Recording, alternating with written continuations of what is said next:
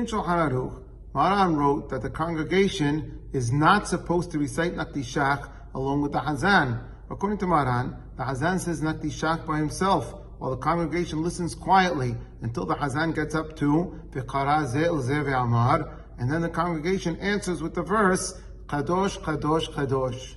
According to the Arizal, the congregation is supposed to recite Naqdishakh along with the Hazan. But even according to the Arizal, the congregation only says the first two words, Naqdishakh and Arizak, out loud, but the rest should only be recited out loud by the Hazan, while the congregation continues reciting it in a whisper until they get to the verse that begins with Kadosh, Kadosh, which is recited out loud by the congregation. So what about the common practice today in our community and other communities where the congregation recites the entire Naqdishakh out loud along with the Hazan? Not only that, on Shabbat and holidays, it has become customary for the entire congregation to sing Naqdishakh in loud voices along with the Hazan.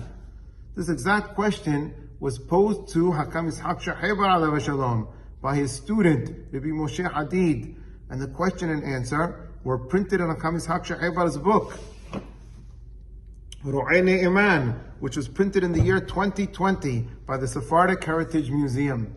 Rabbi Shahebar cited the opinions of some later authorities, such as the Turei Zahab, who lived in Europe near Ukraine in the 17th century, who said individuals can say the entire Naqdishakh together with the Hazan. And even Maran has a case in Shulchan Aruch about one who is beginning his Silent Amidah together with the Hazan's recitation of the Hazarah.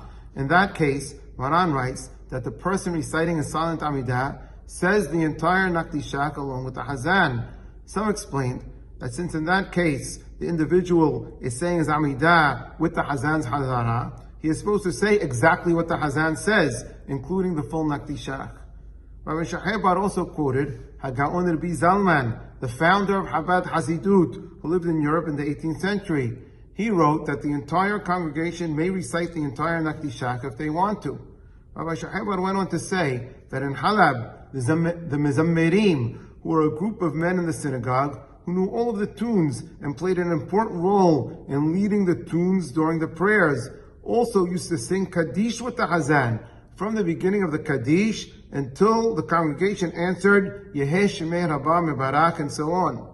Rabbi Shahebar pointed out that the Mizammerim did this in the presence of the rabbis and religious judges of the city, and no one objected at all. Then Rabbi Shahebar explained that sometimes we have customs that are against Maran because the custom was already established before Maran issued his rulings in Shulchan Aruch, and afterwards they didn't want to eliminate the custom.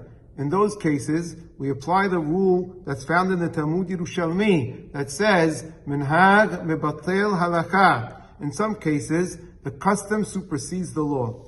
So while Maran wrote that one only recites Naqdishakh with the Hazan when reciting the Silent Amidah along with the Hazan's Hazarah, the custom is that the entire congregation always recites the entire Naqdishakh along with the Hazan. And even though the Arizal specified that only the first two words, Naqdishakh and Arizak, are said out loud by the congregation, but the rest of it is recited in a whisper, the common practice is not exactly in accordance with the instructions of the Arizal. Our custom is that the congregation recites the entire Naqdishakh out loud, especially when we sing it together on Shabbat and Yom Tov.